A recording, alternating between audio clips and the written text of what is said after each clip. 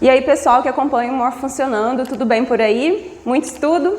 A aula de hoje vai ser sobre o sistema urinário.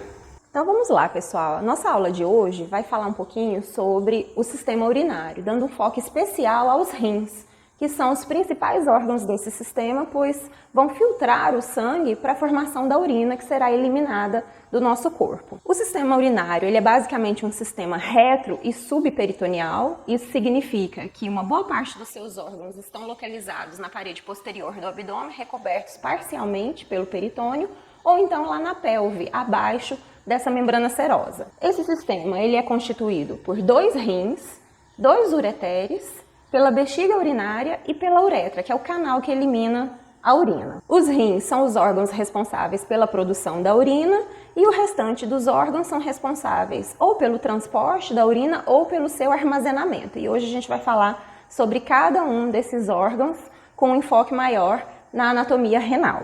Bom, então a função primordial dos rins é a formação da urina por meio da filtração do plasma sanguíneo. Então, dessa forma, ao realizar essa filtração, os rins vão executar outras funções primordiais.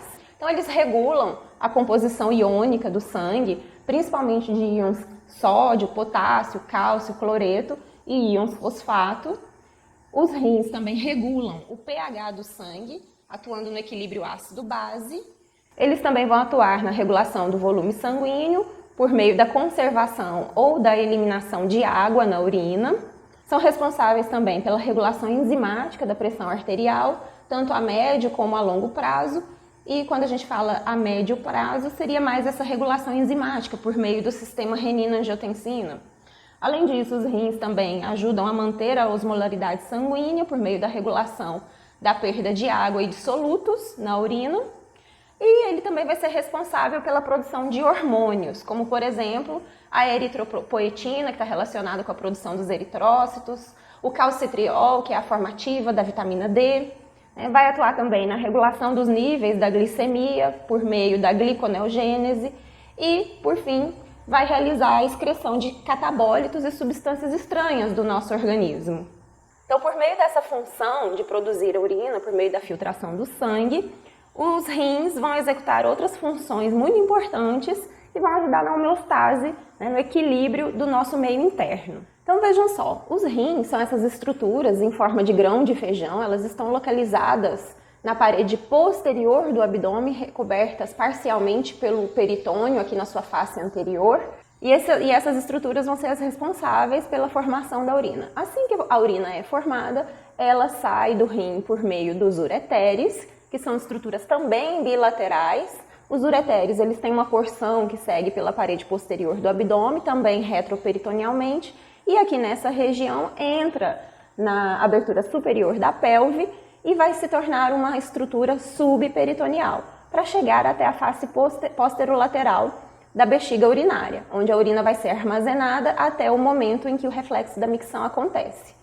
Por meio do reflexo da micção, a urina é liberada pela uretra. É um canal que inicia na base da bexiga urinária e se abre lá na região do períneo.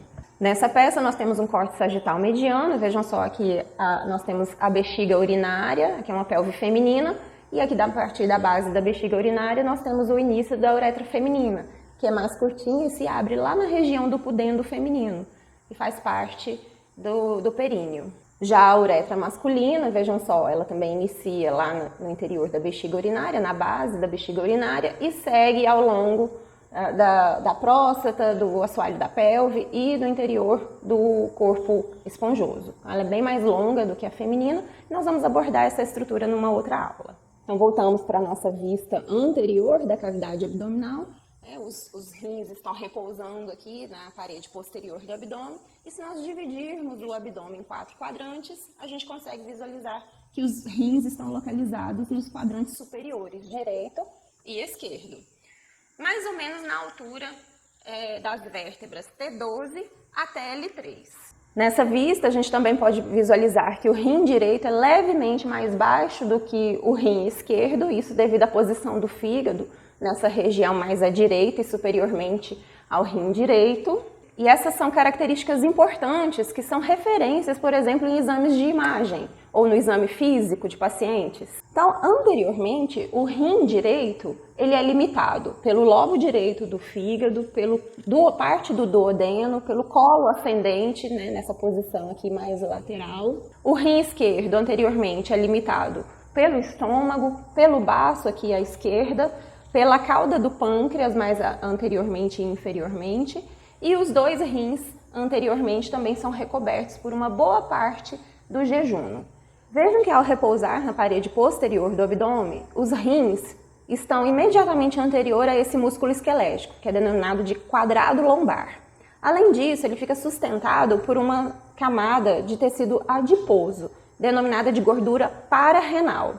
E além da gordura pararrenal, imediatamente interna a fáscia renal, que é um tecido conjuntivo que envolve mais externamente o rim, nós vamos ter uma outra camada de gordura, chamada de gordura perirrenal ou cápsula adiposa. Aqui a gente não consegue visualizar a separação entre essas duas estruturas de gordura, mas é importante vocês saberem que esse tecido adiposo dá uma sustentação para os rins aqui na parede posterior e anterior do abdômen, já que ele fica apenas suspenso por meio dos vasos sanguíneos que estão entrando ou saindo do seu hilo.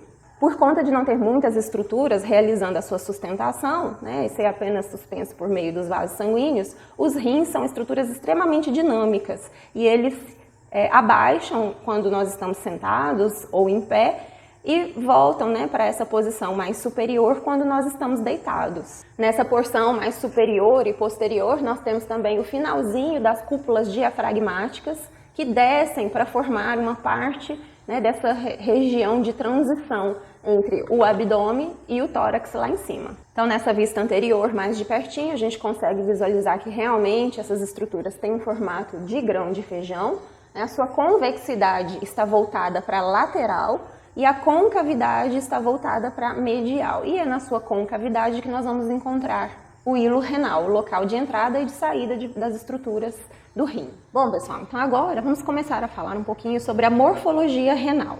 Nessa peça a gente tem, olha só, o rim esquerdo está completo, né, está inteiro, e o rim direito foi realizado um corte frontal para a gente visualizar a sua estrutura interna. Então eu vou virar um pouquinho essa peça dessa forma, para a gente visualizar melhor a estrutura renal na sua superfície. Então vejam só, o formato de grão de feijão, e aí dessa forma, o rim ele é formado por uma margem voltado para fora, né, que se distancia do plano mediano, essa é a margem lateral, e uma margem côncava, que está voltada para o plano mediano, que é a margem medial.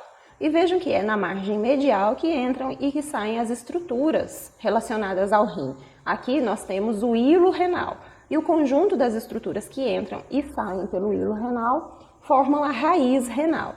E aí nós temos a veia renal, a artéria renal, a pelve renal, que já nós vamos descrever, os nervos e vasos linfáticos dessa região. Além das margens, o rim possui duas faces. Uma face voltada para frente, que é recoberta pelo peritônio e pela gordura que forma a cápsula e a gordura pararrenal. Essa é a face anterior. E uma face que está apoiada, né, ou sustentada pela parede posterior do abdômen. Essa é a face posterior. E por fim, o rim possui duas extremidades. Uma voltada inferiormente, esse é o polo inferior, e outra voltada superiormente, esse é o polo superior. E é no polo superior que nós vamos encontrar uma glândula muito importante, que é a glândula suprarrenal, também conhecida como glândula adrenal, porque ela secreta uma grande quantidade de adrenalina.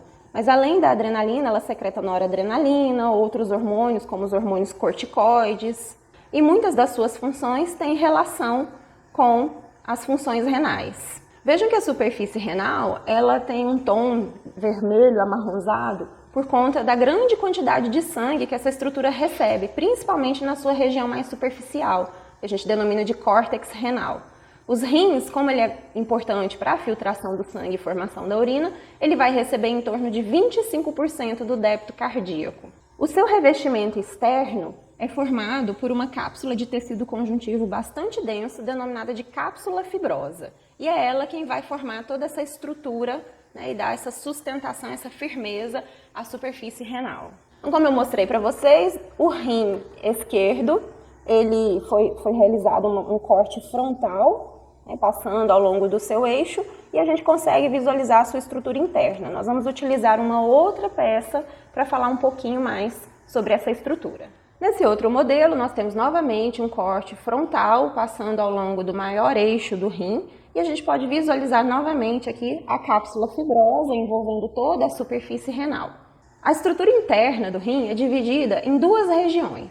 Essa porção mais superficial, que recebe a maior parte do fluxo sanguíneo renal, é denominada de córtex renal. Já essa porção mais profunda, logo abaixo do córtex, é a medula renal.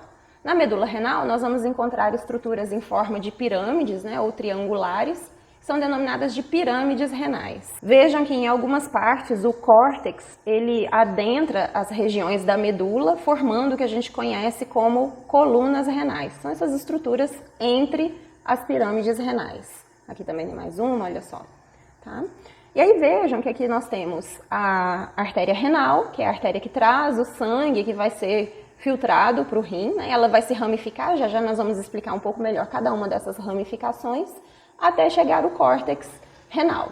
Aqui no córtex a gente vai ter as estruturas responsáveis pela filtração glomerular, que é o primeiro passo para a formação da urina, e a partir daqui, tudo que foi filtrado vai sofrer várias transformações por meio de reabsorção e secreção e vai seguir para as pirâmides renais. Quando chega, nós temos uma visualização mais próxima das pirâmides renais, lá na região da medula, e aí vejam que a base da pirâmide renal está voltada para o córtex. E a sua região mais estreita, seu ápice, está apontando para o hilo renal.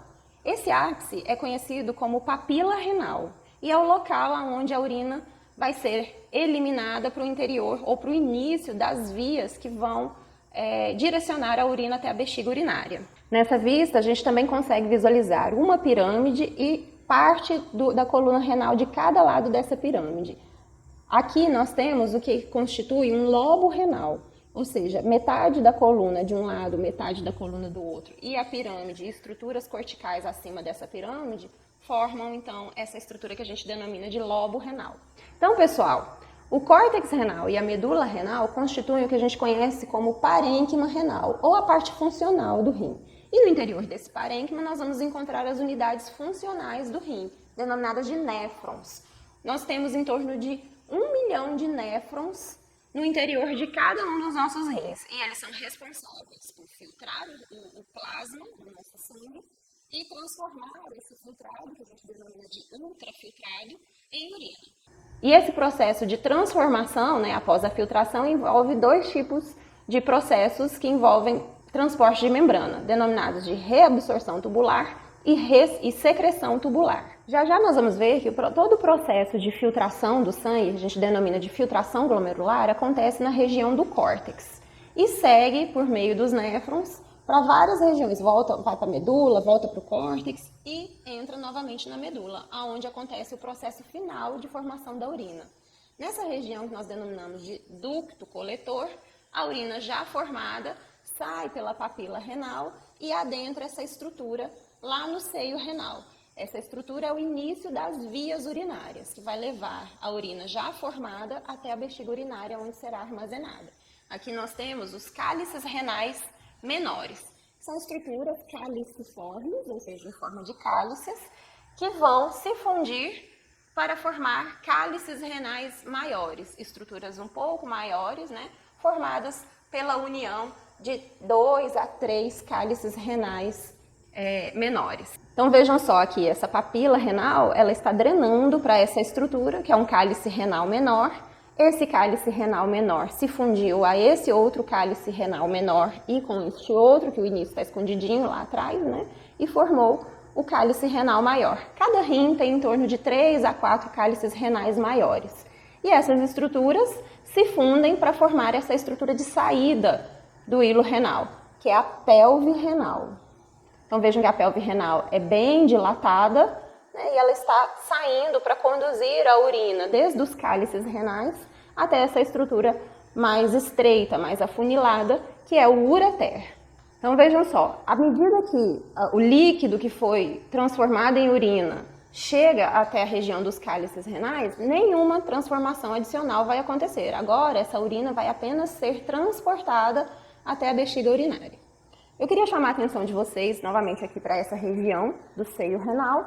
Lembrem-se que ao redor do rim nós temos a cápsula adiposa, que é tecido adiposo, que ajuda a dar uma sustentação e uma proteção para os rins. Nessa região do hilo, uma certa quantidade de tecido adiposo adentra o seio renal e vai dar sustentação também para as estruturas que ocupam o seio renal, ou seja, os cálices renais e os vasos sanguíneos, nervos e linfáticos que se distribuem por essa região. Para entender a anatomia renal, eu acho que ajuda muito, facilita muito entender a vascularização renal. A partir do entendimento dessa vascularização, a gente consegue entender a distribuição das estruturas ao longo do parênquima renal e também a formação da urina. Então, eu vou descrever um pouquinho essa vascularização e eu espero que facilite o entendimento, então, do que a gente acabou de descrever sobre a estrutura renal.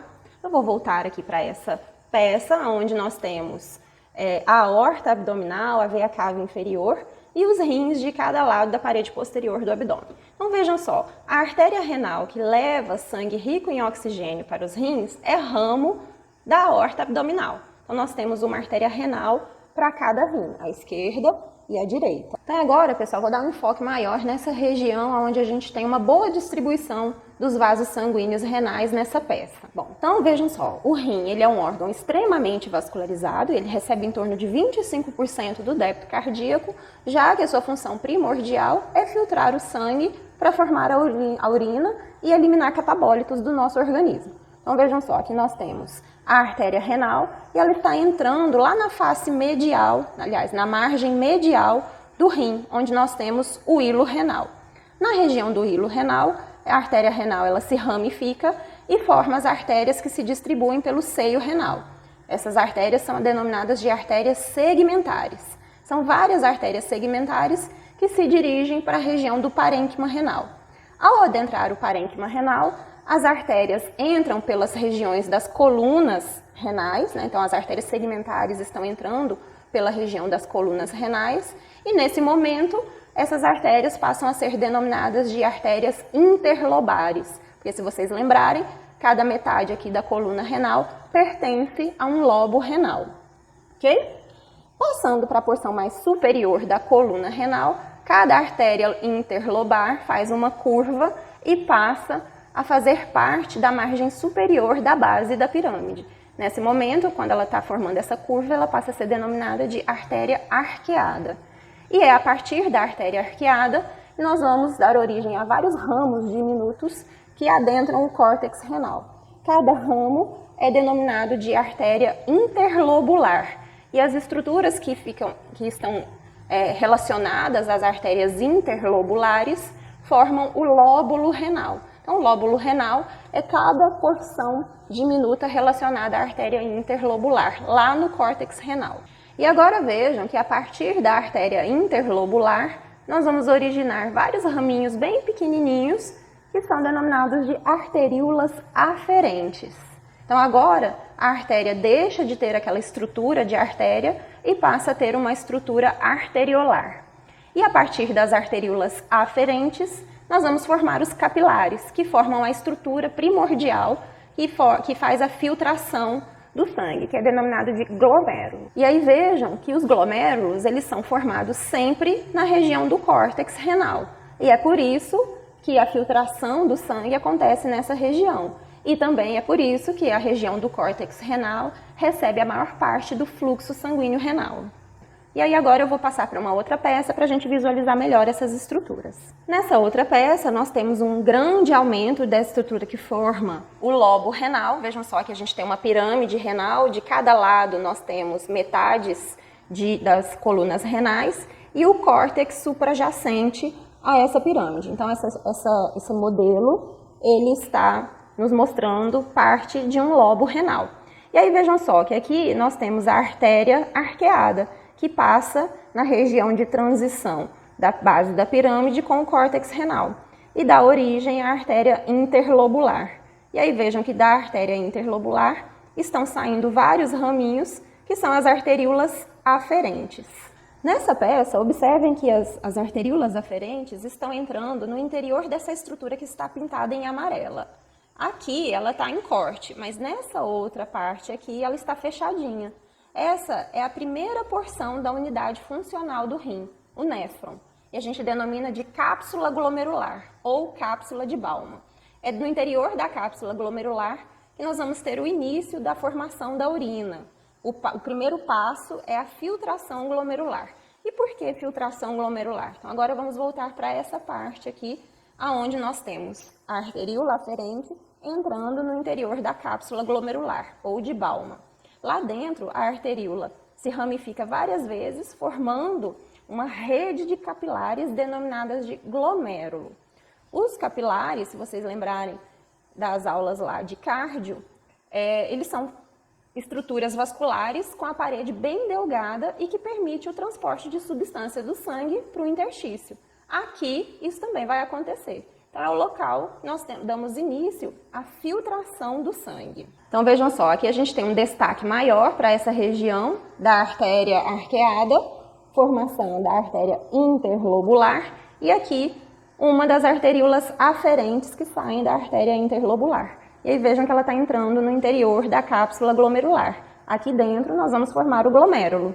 E a gente consegue ver melhor nessa outra parte da peça. Então vejam só, a arteríola aferente entrou na cápsula glomerular e formou essa rede de capilares que a gente denomina de glomérulo. Aqui o plasma sanguíneo vai ser filtrado e vai passar ao longo desse sistema de túbulos que formam o restante do nosso néfron. Mas vejam que a vascularização não termina aqui, né, na formação do glomérulo. À medida que esses capilares vão sendo formados e o sangue vai passando no interior desses capilares, vai chegar um momento em que eles vão se fundir na saída aqui da cápsula de Bowman e vão formar uma outra arteríola. Essa é a arteríola eferente, é a arteríola que sai da cápsula glomerular. Então, voltando a nossa peça para aquela posição inicial, vejam só, nós temos aqui a arteríola aferente, que entrou no interior da cápsula glomerular, formando o glomérulo lá no seu interior. Esses capilares eles vão se fundir e sair da cápsula glomerular, formando a arteríola eferente. E aí vejam que nesse momento a arteríola eferente começa a se ramificar novamente, formando os capilares peritubulares, que são capilares que vão se enovelar ao redor dos túbulos do néfron. E aí nós teremos uma porção arterial desses capilares e uma porção venosa. A porção venosa vai se fundindo, formando as vênulas que vão desembocar ou tributar na veia interlobular. E aí agora nós teremos a direção inversa das artérias, né? Nós temos aqui a veia interlobular, que tributa na veia arqueada, e aí a veia arqueada nós temos aqui uma vista um pouco melhor. E voltando para a nossa peça na vista frontal, tá aqui a veia arqueada, que sai como veia interlobar, forma as veias segmentares que tributam para formar a veia renal, que sai pelo hilo renal. E a veia renal, ela vai tributar lá na veia cava inferior. E a gente consegue visualizar nessa peça, né? Então vejam só, tá aqui a veia renal esquerda tributando na veia cava inferior e a veia renal direita também tributando nessa veia, que vai levar o sangue de volta lá para o átrio direito do coração. Então, pessoal, voltando aqui agora para a região onde nós temos a cápsula glomerular e o glomérulo, né, esse conjunto de glomérulo e cápsula glomerular é conhecido como corpúsculo renal, a gente vai conseguir entender melhor por que tem toda essa distribuição do fluxo sanguíneo por meio das artérias, arteríolas e capilares, né, e a gente vai ver que isso tem muita relação, uma importância muito grande com a formação da urina. Então, nós vimos que a partir da artéria interlobular, nós demos origem à arteríola aferente, que entrou na cápsula glomerular para formar o glomérulo, que a gente viu aqui cortadinho, né? Lá no glomérulo acontece a filtração do plasma sanguíneo e o líquido filtrado, que agora é denominado de ultrafiltrado, vai passar ao longo dos túbulos do néfron. Essa porção inicial aqui do túbulo do néfron é denominada de túbulo contorcido proximal, por conta de que ele é todo contorcidinho assim, né? E é a porção mais próxima da cápsula glomerular. Nesse local, nós vamos dar início à transformação do ultrafiltrado. As paredes dos túbulos do néfron são formadas por epitélio simples e essas células são especializadas na transformação do ultrafiltrado em urina, por meio dos processos de reabsorção e de secreção. Basicamente, o processo de reabsorção é o processo em que soluto e água do interior do filtrado, ou seja, lá no interior do túbulo renal, vai sair desse ultrafiltrado e voltar para o sangue. Por isso que é importante que as estruturas vasculares fiquem ao redor dos túbulos do néfron.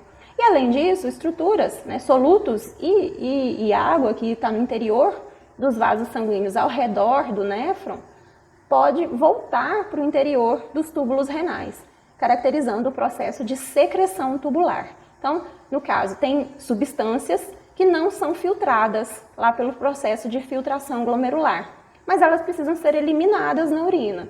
E aí, dessa forma, quando elas passam ao redor dos túbulos renais, elas podem ser secretadas para o interior desse líquido, desse túbulo, e fazer parte do líquido que vai formar a urina. Então, voltando aqui para o túbulo contorcido proximal, vocês vão ver lá na fisiologia que nesse local é o local onde acontece a maior parte da reabsorção tubular, em torno de 65% a 69% de tudo que foi filtrado vai retornar para o plasma aqui na região do túbulo contorcido proximal. A partir do túbulo contorcido proximal, o néfron forma essa alça em forma de U, que é a alça de Henle. Ela tem uma porção mais fina, descendente, uma porção fina ascendente e uma porção espessa ascendente. Vejam que a alça de Henle ela está adentrando a região da pirâmide renal. E isso é muito importante também para a formação da urina, porque a região da medula renal é hipertônica em relação ao filtrado. E isso vai influenciar e muito a formação da urina e também a ação de medicamentos que a gente denomina de diuréticos. São os diuréticos de alça.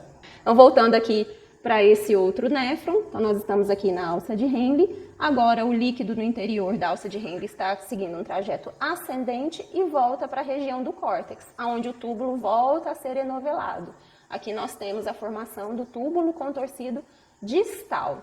E aí vejam que o túbulo contorcido distal, ele passa nessa região bem próxima da cápsula glomerular e das arteríolas aferente e eferente. E aqui nós vamos formar o que a gente conhece como aparelho justaglomerular, que é muito importante para o controle da formação da urina aqui no néfron e também para o controle da pressão arterial. Saindo aqui dessa região do túbulo contorcido distal, vejam que ele se funde a esse outro ducto, que é o ducto coletor. O ducto coletor é a porção final, onde vai haver o ajuste fino da formação da urina. Ele tem uma porção que está no córtex renal e uma porção que adentra a medula renal. E aí vamos voltar para o lado de cá, vejam que um único ducto coletor recebe os túbulos contorcidos distais de vários néfrons, à medida que ele vai descendo pela medula, e ele vai terminar lá no ápice da pirâmide renal, no local que a gente denomina de papila renal. Nesse local a urina já está formada e vai adentrar o cálice renal menor que está ligado a essa papila renal. Então vejam que nós temos néfrons que possuem alças de Henle mais curtas, inclusive algumas nem adentram a região da medula. Esses néfrons com alças mais curtas são denominados de néfrons corticais. E temos néfrons com alças de Henle bem longas, que adentram até praticamente a região da papila renal, que são os néfrons justamedulares. Mas vejam que todos eles possuem no córtex, certo? Então, pessoal, de uma forma bem resumida, nós vamos encontrar, olha só, na região do córtex renal, os corpúsculos renais, os túbulos contorcidos, tanto o proximal como o distal, as porções corticais do ducto coletor.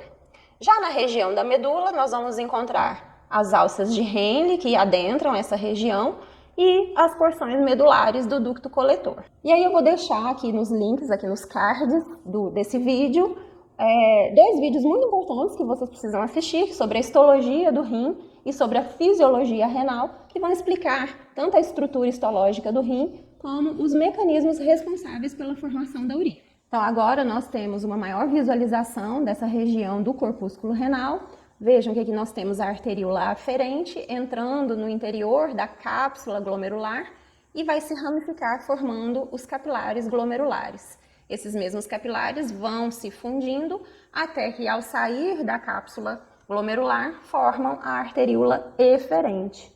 E eu chamei a atenção de vocês que nessa região, onde nós temos o polo vascular do corpúsculo renal, que é a entrada e a saída das arteríolas dessa região do glomérulo, nós temos a passagem de uma porção do túbulo contorcido distal. Nesse local nós formamos o que a gente conhece como aparelho justaglomerular. Então, o aparelho justaglomerular ele é muito importante para a regulação da filtração glomerular por meio do que a gente conhece como balanço túbulo-glomerular, onde a quantidade de cloreto de sódio que passa por essa região vai estimular essas células que formam a mácula densa a liberar substâncias que ainda não se sabe muito bem que tipo de substância que é.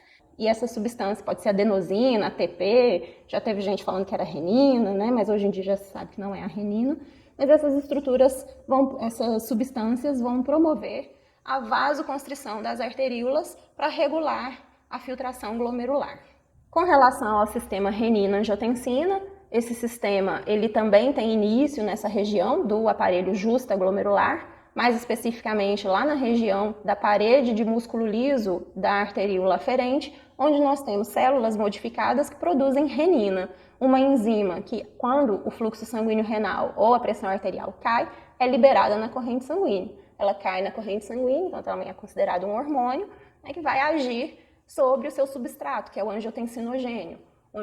O angiotensinogênio ele é quebrado em angiotensina 1, que por sua vez, sob a ação da enzima conversora de angiotensina, vai ser transformada em angiotensina 2, que é um potente vasoconstritor, que faz com que a pressão arterial aumente e volte à normalização do fluxo sanguíneo renal. Então agora, pessoal, a urina formada está passando pelos ureteres, nós vimos que são estruturas bilaterais, eles têm um trajeto nessa região da parede posterior do abdômen, anteriormente a esse músculo, que é o músculo psoas maior. Os ureteres são tubos musculares e a contração e relaxamento coordenada dessa musculatura promove movimentos peristálticos que conduzem a urina até a bexiga urinária.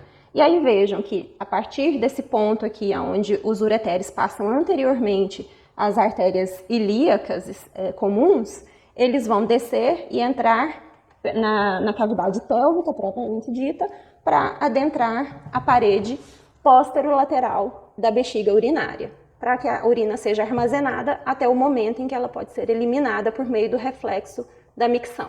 Então agora nós temos uma peça em corte sagital mediano da porção do abdômen e da pelve, né? Essa é uma peça masculina, e aí vejam só, o ureter do lado direito descendo e entrando na cavidade pélvica, né? Para adentrar a parede dessa estrutura, que é a bexiga urinária. A bexiga urinária masculina ela é bem maior do que a bexiga urinária feminina, ela é basicamente um órgão muscular oco e tem a capacidade de se expandir para adequar ao volume da urina à medida que esse líquido vai adentrando o seu interior. A bexiga urinária ela é revestida por mucosa, o epitélio dessa mucosa é basicamente formado de epitélio de transição, que tem essa capacidade, né, de se adequar ao volume da urina. A sua parede média é formada por uma grande quantidade de fibras musculares lisas, que tem a capacidade de relaxar e permitir o enchimento da bexiga urinária e de se contrair para permitir o esvaziamento da bexiga urinária. Ela é formada por um ápice voltado anteriormente, por um fundo que está voltado posteriormente, pelo corpo, que é a sua porção, e pela sua base, aonde nós vamos encontrar o colo da bexiga urinária, onde se origina a uretra, a porção final das vias urinárias. A bexiga urinária é considerada um órgão subperitoneal, porque o peritônio recobre a sua face superior, então ela é um órgão pélvico subperitoneal, tá? Abaixo do peritônio, ok? O músculo liso da bexiga urinária é conhecido como músculo detrusor. E agora a gente vai visualizar uma outra peça para ter uma outra vista dessa estrutura. Nessa peça nós temos um corte frontal passando pelo corpo da bexiga urinária masculina. Como que eu sei que é masculina? Por conta que na base da bexiga urinária masculina nós temos a glândula próstata. Vejam que no interior da cavidade da bexiga urinária nós temos várias pregas. Essas são pregas da mucosa, que são bem numerosas quando a bexiga urinária está vazia. Vejam só que de cada lado da parede posterolateral da bexiga urinária nós temos a entrada dos ureteres e os ósseos dos ureteres podem ser visualizados aqui no interior da cavidade, né, da parede da bexiga urinária nessa porção póstero inferior. Nós temos o ósseo direito e o ósseo esquerdo. Vejam que na base da bexiga urinária nós temos um afunilamento dessa região formando o colo da bexiga urinária. É no colo da bexiga urinária que a gente vai dar origem à uretra. Aqui nós temos o ósseo interno da uretra, que ele está localizado na bexiga urinária. Com a formação do ósseo da uretra e os dois ósseos dos ureteres, nós formamos essa região da mucosa de forma triangular, que é denominado de trígono da bexiga urinária. E outra característica importante que a gente vai encontrar aqui na região do colo da bexiga urinária é um espessamento do músculo detrusor, o músculo liso que forma a parede da bexiga urinária. Nessa região, ao redor do colo e ao redor do ósseo interno da uretra, esse músculo forma o esfíncter interno da uretra. Como é formado de músculo liso, é um esfíncter controlado pelo sistema nervoso autônomo, ou seja, ele é involuntário. É o relaxamento desse esfíncter que produz o reflexo da micção. E a sua contração é necessária para que a bexiga urinária promova o seu enchimento. Então vamos passar agora a descrição da uretra, a porção final das vias urinárias. Então vejam que aqui nós temos a base da bexiga urinária, onde inicia-se a uretra, lá no colo da bexiga urinária. Nesse ponto nós temos o ósseo interno da uretra, que é circundado pelo esfíncter interno da uretra. Observem que no interior da parede da bexiga urinária a gente tem um pequeno trajeto da uretra, que é denominada de uretra intramural. Como a gente está vendo aqui uma pelve masculina, né, a uretra masculina é mais longa do que a uretra feminina. Então vejam que logo que ela sai da região das paredes da bexiga urinária, a uretra adentra essa glândula, que é a próstata. Então nesse ponto, né, nesse trajeto, a uretra masculina passa a ser denominada de uretra prostática, ou parte prostática da uretra. E a próstata, ela fica sustentada lá na região de músculo esquelético que forma o assoalho da pelve. Então vejam que agora, olha só, a uretra está passando no interior do assoalho da pelve. Nesse momento, a gente tem a formação do esfíncter externo da uretra, que é a porção de músculo esquelético que circunda a uretra e promove o controle voluntário da eliminação da urina, né? Então, como é músculo esquelético, o controle é voluntário. Então, quando ocorre o reflexo da micção, a gente consegue impedir, né, que a urina saia por meio da contração dessa musculatura do assoalho da pelve. Aqui na região da pelve masculina, quando a uretra passa pelo assoalho da pelve, ela é denominada de parte membranácea da uretra. E, por fim, ela vai adentrar o pênis, mais especificamente o corpo esponjoso peniano, onde o homem vai ter a maior porção da sua uretra. Essa é a uretra esponjosa. E lá na região da glande, na porção distal da glande, vai ter a abertura final da uretra, que a gente denomina de ósseo externo da uretra, onde a urina pode ser eliminada. Agora, uma visualização da uretra na pelve feminina. Então, vejam só, a bexiga urinária feminina bem menor do que a masculina, né, devido ao posicionamento do útero superiormente à bexiga urinária. Né. Temos aqui a região do colo da bexiga urinária com o ósseo interno da uretra. Esse ósseo, ele também é circundado pelo músculo detrusor, mas no caso das mulheres, esse músculo liso não sofre hipertrofia, formando o esfíncter interno da uretra, como acontece nos homens. É mais um motivo para as mulheres não conseguirem segurar por muito tempo a urina, né? Armazenar por muito tempo a urina. E vejam também como a uretra ela é mais curtinha, né? Porque a mulher não tem o pênis, então a uretra ela termina lá na região do pudendo, que faz parte do períneo feminino. Então aqui nós temos o ósseo externo da uretra, mas esse canal ele passa também, assim como no homem, pelo assoalho da pelve. E lá no assoalho da pelve nós temos a formação do esfíncter externo da uretra, que é um esfíncter voluntário. Muitas mulheres, né, têm um enfraquecimento, isso pode acontecer com os homens também, mas é muito mais comum nas mulheres, principalmente durante a gestação ou após a gestação, principalmente em mulheres que têm parto vaginal. essa região do assoalho da pelve pode ficar enfraquecida e prejudicar o controle voluntário da continência urinária. Então a mulher ela pode ter um enfraquecimento dessa região e não conseguir segurar por muito tempo a urina, o que a gente conhece como incontinência urinária. Então é muito importante manter o tônus muscular dessa região do assoalho da pelve. Então, antes de finalizar, observem que essa região do ápice da bexiga urinária está suspenso por um ligamento de tecido conjuntivo. Esse é o ligamento umbilical mediano, um resquício do úraco embrionário, e ele se liga à cicatriz umbilical, lá na região do abdômen. Ajuda a fixar o ápice da bexiga urinária nessa parede anterior aqui do abdômen. Então é isso aí, pessoal. Finalizamos mais uma aula. Espero que vocês tenham gostado. Se curtiram, não se esqueçam de se inscrever no nosso canal, clicar no sininho para o YouTube te avisar das próximas aulas. Dá uma passadinha lá no nosso Insta para interagir com a galera da nossa equipe e aguardem as próximas aulas.